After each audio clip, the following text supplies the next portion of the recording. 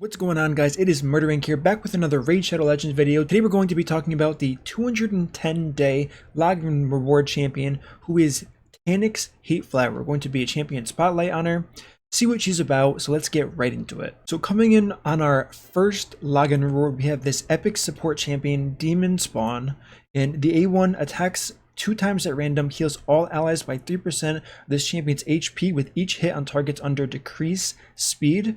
We have an A2 attacks 1 enemy, has a 50% chance of placing a 30% decreased speed debuff on the target for 2 turns, has a 50% chance of placing it on all enemies for 2 turns instead. If this attack is critical, this is booked fully to 100%. The cooldown is reduced to a 3-turn cooldown. And finally, we have this passive called Unbreakable, decreases the damage all allies receive by 5%. This champion will receive that damage instead. If there are multiple champions in this team with this skill, only one will activate. So really quickly right off the bat, the first thing I wanted to know is how hard does this champion hit?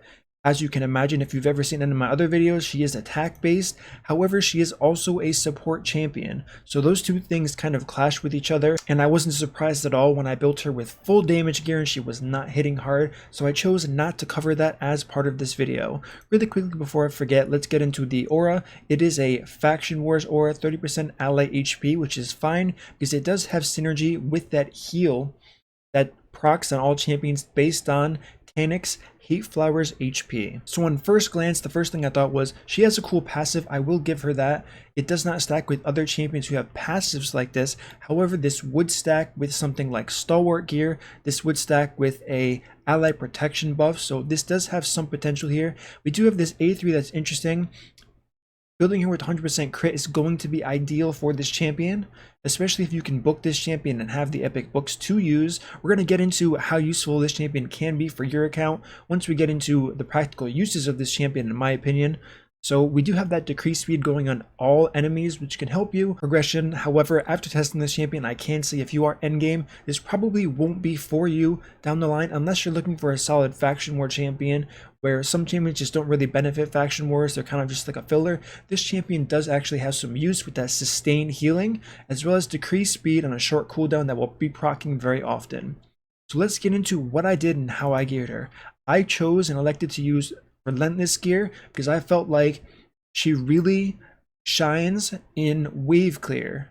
Not so much as dealing the damage, but she does provide that sustain where she decreases the speed of all the champions. It gives your team extra turns. She has that awesome heal, even though it's not huge, and I'll show you a run. She does have that sustain that's going to keep people alive. She's reducing the damage it takes. I do have a little bit of attack on her. Her speed's pretty good. She does have the lower threshold of crit damage, where it's normally 63. She does have 50, so she has 154% crit damage. Looking at her total stats here, now obviously I didn't upgrade this all the way, so I am missing some damage there, but damage really isn't her strong point. Let's talk about masteries and what I did for masteries. So as far as masteries go, what I elected to do is I gave her War Master, and I also gave her a pretty interesting support tree role. I wanted to see how much extra heals I could give this champion, so we did go HP route on this champion, as well as the increased healing from Lay on Hands. Then I went with just turn meter boosting from her decreased speed, since it's going to be falling off rather quickly. I took Evil Eye. Lore of Steel isn't as beneficial to someone who's using Relentless gear because it has no effect on that whatsoever. However, I did want to get to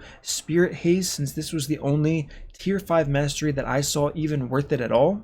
So this is where I chose to go with that. Now that I went over the gear, let's go over a Dragon 20 run. As we can see here, I'm not using my normal overpowered team. I am using the legendary Zavia. However, I'm not sure if she has any relevant gear. So as we can see, that decreased speed A3 did just apply to every single champion here. One benefit she does have is she is red affinity. Obviously Dragon 20 is blue affinity, so if you're struggling with the waves going forward, that's definitely a hard part, especially these Hordens here. They will one-shot tons of your champions. Maybe you don't have Arbiter yet. This champion Tainix Hateflower can definitely help you in the progression side if you're looking for that sustained healer. So as we can see here, we have pretty much 3,000 heals with mastery per hit. It's not a lot, but it is definitely enough to sustain through if you have relatively decent stats on all your champions. Now, as mentioned before, the damage you're going to see from this champion isn't that good, but here you can really see where the Relentless gear shines, where she is applying the decreased speed to every single ad wave. Even if it doesn't proc, you do have that chance to re-proc it, and she can double heal your team with using that A1 ability since she doesn't have an A3. As mentioned before, you can also capitalize on things like War Master, giving her that extra damage boost even though it's not much. Now, one thing to keep in mind, she is not going to be beneficial specifically in Dragon. As you can see, debuff block, this dragon cannot suffer from any turn meter altering abilities, which does include decreased speed, so that will be no help. She will not be able to heal your team. She does have that passive that definitely helps with this AoE here, and I'm sure as many people have progressed through this, if you are struggling with the dragon, sometimes you don't break the shield, you have bad RNG with whatever team you're running, and that inhale exhale ability the dragon does have can do a ton of damage to you. So a beneficial way to look at this is she offers a damage reduction. It's only 5%, so it's not huge. However, it can be enough to make your runs much more consistent. If you don't have a revive champion, if you're looking for that healer, just make sure that you understand her main healing benefit is going to only be on the crash waves of this, and it's not going to heal you at all during this dragon. Only her passive is going to provide that decreased damage taken. So now that we did this, let's see what we got. Flat stats, awesome. Let's get some free silver there. So Tainix ended up doing 620,000 damage. Surprisingly, a little bit less than Kale, who is a poisoner, so there is some benefit there. She did 104,000 healing overall. Obviously, my team did not take much damage because Xavia is an absolute monster in the dragon, but she definitely fills that role of being able to sustain your team throughout these dungeon waves.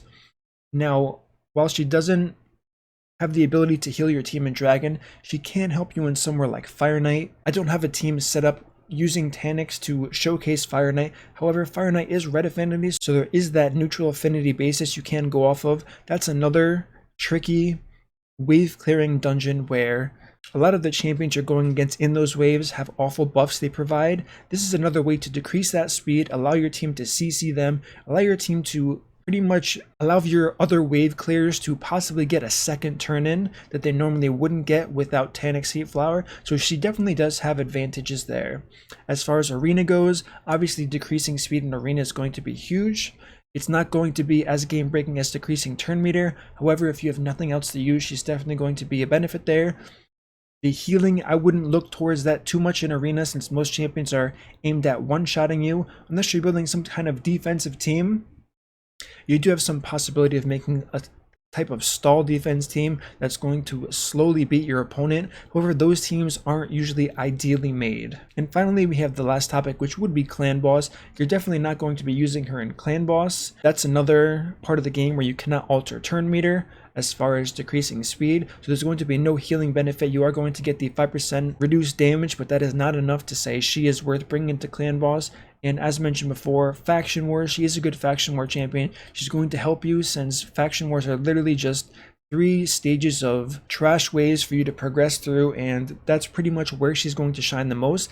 The other thing I do want to mention is most people who are at 210 days are not progressing through campaign. They may be progressing through Nightmare campaign, and the whole theme of this champion has been does well against other champions, doesn't do the best against bosses. However, bosses are considered champions in the campaign where we see Bad L, other champions like that, so she can definitely provide value to specific Nightmare campaign dungeons that you're really struggling on, since she is red affinity and everyone starts out with a blue starting champion, so she definitely has potential in that market. However, outside of that, there isn't a ton of use for this champion. I do have the other 2 champions for the login rewards, so I'm going to be going over Gruash the Mangler as well as Visix the Unbowed very shortly in videos. We have the champions. I'm excited to test them out and show you guys what they can do. So pretty much give me your final thoughts. This is a free champion. I wasn't expecting her to be OP when they said there's going to be more login reward champions, especially since they made them